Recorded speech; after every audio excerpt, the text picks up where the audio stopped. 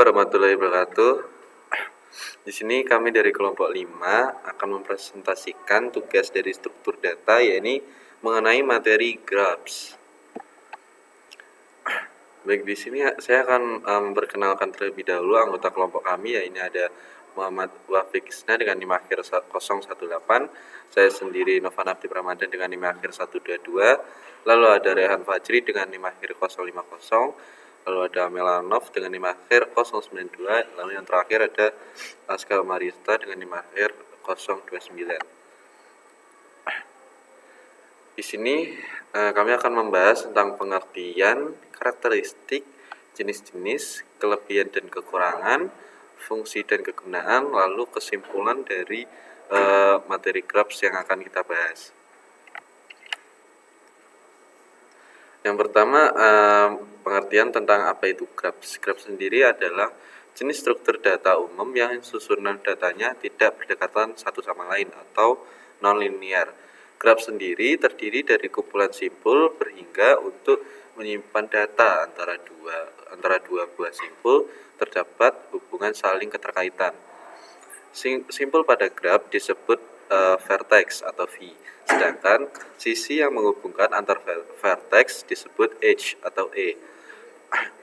Pasangan XY disebut sebagai edge yang menyatakan bahwa simpul X terhubung ke simpul Y. Lalu di sini ada contoh graph. Graph pada contoh tersebut terdiri atas 4 buah vertex dan 4 pasang sisi atau edge, dengan vertex disimbolkan sebagai V, edge dilambangkan E, dan graph disimbolkan G.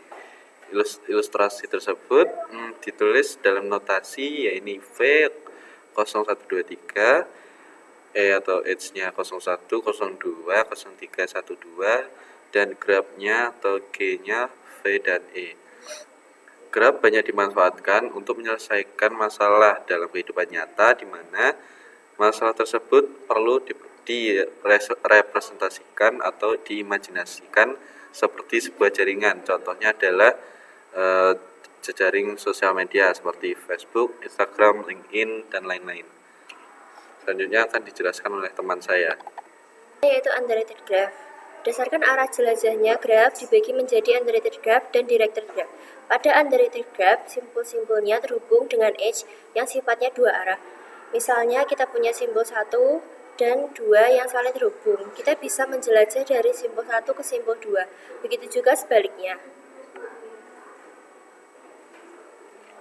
Kebalikan dari undirected graph, pada graph jenis ini, simpul-simpulnya terhubung oleh edge yang hanya bisa melakukan jelajahnya satu arah pada simpul yang ditunjuk.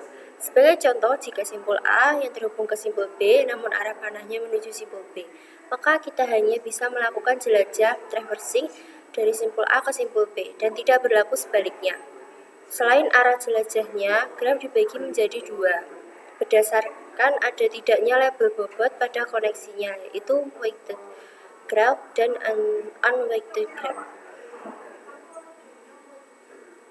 Weighted graph adalah jenis-jenis graph yang cabangnya diberi label bobot berupa bilangan numerik. Pemberian label bobot pada edge biasanya digunakan untuk mempermudah algoritma dalam menyelesaikan masalah. Contoh implementasinya, misalkan kita ingin menyelesaikan masalah dalam mencari rute terpendek dari lokasi A ke lokasi D. Namun kita juga dituntut untuk mempertimbangkan kepadatan lalu lintas, panjang jalan, dan lain-lain. Untuk masalah seperti ini, kita bisa mengasosiasikan sebuah edge E dengan bobot W E berupa bilangan real. Nilai bobot ini apa saja yang relevan untuk masalah yang dihadapi, misalnya jarak, kepadatan, durasi, biaya, probabilitas, dan sebagainya. Berbeda dengan jenis sebelumnya, unweighted graph tidak memiliki properti bobot pada koneksinya. Graph ini hanya mempertimbangkan apakah dua node saling terhubung atau tidak. Karakteristiknya, titik atau node mewakili entitas, tepi atau tautan mewakili koneksi atau hubungan antara simpul. Tidak memiliki bobot atau tidak seperti grafik berbobot. absisi tidak memiliki nilai numerik apapun seperti jarak, waktu, dan juga biaya. Selanjutnya akan disampaikan oleh rekan saya. Selanjutnya adalah karakteristik grabs. Sebenarnya karakteristik grab ini ada banyak ya, tapi saya hanya mengambil 3 aja. Yang pertama yaitu siklus atau cycle.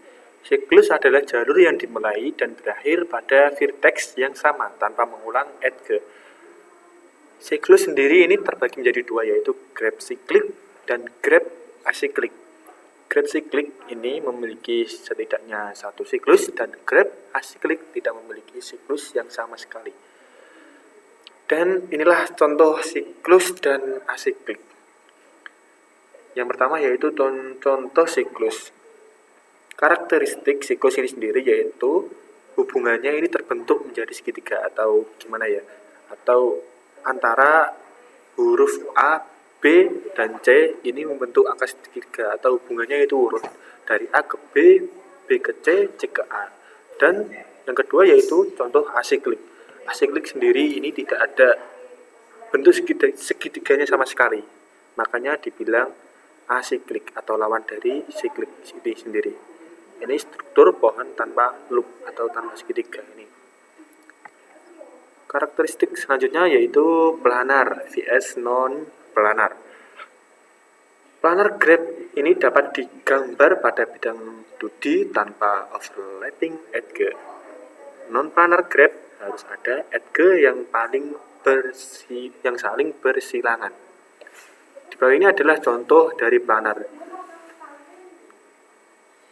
Berdasarkan teks di atas, kan planar kan dapat digambar pada bidang 2D tanpa overlapping edge. Ini ya, yang sebelah kanan ini sebenarnya contoh dari planar dan yang sebelah kiri adalah contoh dari non planar. Ini tadi saya naruhnya kebalik. Yang pertama yaitu contoh planar. Seperti yang ada di gambar ini, planar sangat urut ya, dari A ke B, B ke C, dan C ke D. Ini planar ini edge-nya tidak bersilangan atau tidak seperti non planar yang bersilangan antara A ke D dan B ke C. Contoh yang kedua yaitu non planar. Non planar yang seperti yang dijelaskan di atas, non planar ini harus ada edge yang saling bersilangan. Seperti pada gambar di bawah ini yang bersilangan yaitu edge AC dan BD. Selanjutnya yaitu derajat vertex. Derajat vertex ini jumlah edge yang berhubung ke suatu vertex. Pada direktif graph ini terdiri menjadi 2 yaitu in degree dan out degree. In degree ini adalah jumlah edge yang masuk ke vertex dan out degree adalah jumlah edge yang keluar dari vertex. Di sini saya mengambil contoh di kehidupan nyata yaitu di Twitter. Contoh dari in degree sendiri yaitu jumlah follower atau edge masuk. Dan contoh dari out degree yaitu jumlah akun yang di-follow. Atau bisa disebut edge keluar. Contoh vertex X memiliki 100 follower, in degree sama dengan 100 dan follow 50 akun, out degree sama dengan 50. Kesimpulannya begitu. Oke, selanjutnya akan dijelaskan oleh teman saya. Akan menjelaskan tentang fungsi graph, yaitu yang pertama ada pemecahan masalah rute. Yang ini graph ini digunakan secara luas untuk menyelesaikan masalah rute, terutama dalam konteks pencarian jalur terpendek seperti algoritma Dijkstra. Ini dirancang untuk menghitung jalur tercepat antara 2 simpul dalam graf dengan mempertimbangkan bobot tepi. Yang selanjutnya ada menyimpan hubungan kompleks, yaitu graf ini untuk menyimpan hubungan kompleks antara objek dengan cara yang efisien. Dalam graf ini simpul atau node mewakili entitas seperti pengguna dalam jaringan sosial, sedangkan tepi atau S itu menunjukkan hubungan antar entitas tersebut. Terus selanjutnya ada modeling situasi dinamis, yaitu graf ini digunakan untuk memodelkan situasi yang dinamis dan berubah seiring waktu. Ini berarti graf ini dapat diperbarui untuk mencerminkan perubahan seperti penambahan atau penghapusan simpul yang mempersandiskan entitas baru atau yang sudah tidak ada.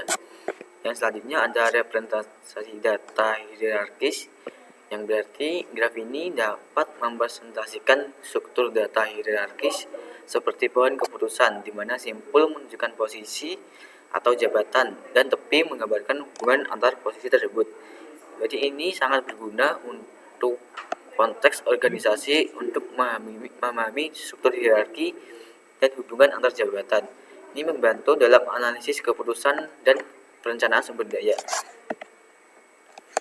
Selanjutnya ada kegunaan graf, yaitu yang pertama jaringan sosial. Graf ini digunakan untuk mempresentasikan jaringan sosial di mana simpul mewakili individu atau pengguna dan tepi menunjukkan hubungan atau interaksi antara mereka, seperti pertemanan atau pengikut.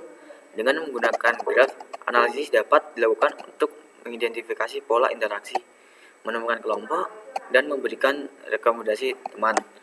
Selanjutnya ada sistem transportasi.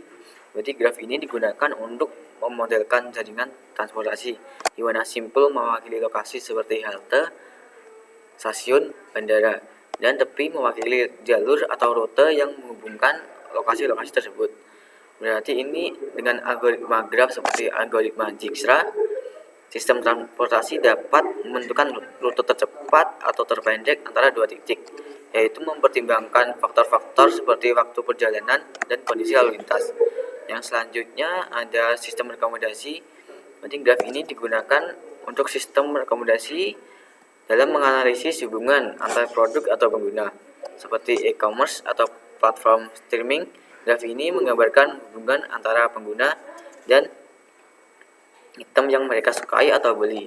Berarti dengan teknik analisis graf ini, sistem memberikan rekomendasi yang lebih akurat berdasarkan pola pembelian sebelumnya atau preferensi dari pengguna yang lain.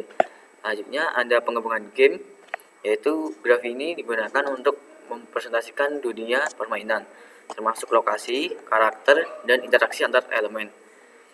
Ini simpul mewakili lokasi di peta, sedangkan tepi menunjukkan jalur yang dapat dilalui. Dengan menggunakan graf ini, pengembang dapat menciptakan mekanisme permainan yang kompleks. Selanjutnya ada analisis data. Graf ini digunakan untuk mengidentifikasi pola, hubungan, dan cluster dalam dataset yang kompleks. Berarti graf ini memungkinkan visualitas data yang lebih baik dan membantu dalam menemukan insight yang tersembunyi.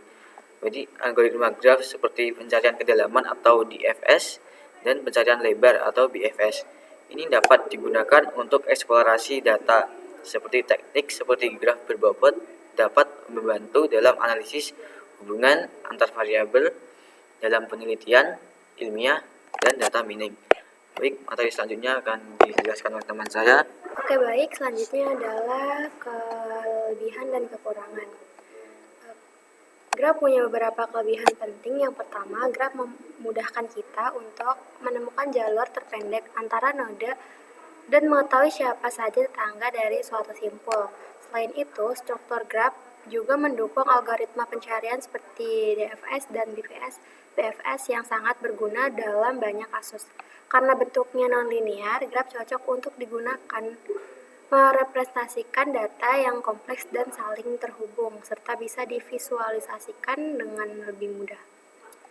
Gak heran kalau misalnya graf sering dipakai dalam aplikasi dunia nyata seperti peta, jaringan komputer, dan media sosial. Tapi di sisi lain juga graf memiliki kekurangan. Salah satunya adalah implementasinya yang cukup rumit karena banyak menggunakan pointer. Apalagi kalau strukturnya besar dan kompleks. Graf juga cenderung boros memori, terutama kalau direpresentasikan dengan agensi matriks. Selain itu, agensi matriks juga kurang fleksibel untuk menangani sisi yang sejajar atau operasi seperti perkalian graf. Jadi, walaupun powerful, penggunaan graf harus tetap mempertimbangkan efisiensi dan kompleksitasnya. Lalu selanjutnya ada kesimpulan. Graf merupakan struktur data nonlinear yang sangat berguna dalam merepresentasikan hubungan antar objek dengan berbagai jenis seperti direct, indirect, weighted, dan unweighted graph. Penggunaannya sangat luas dan dalam menyelesaikan masalah seperti pencarian rute, jaringan sosial, sistem transportasi, hingga pengembangan game. Grab memiliki banyak kelebihan seperti mendukung algoritma DFS dan PFS serta cocok untuk data kompleks. Meskipun implementasinya cukup rumit dan dapat mengonsumsi banyak memori, dengan pemahaman yang tepat, Grab menjadi alat yang sangat powerful dalam dunia teknologi dan analisis data. Baik, sekian presentasi dari kelompok kami. Kurang lebihnya mohon maaf. Wassalamualaikum warahmatullahi wabarakatuh.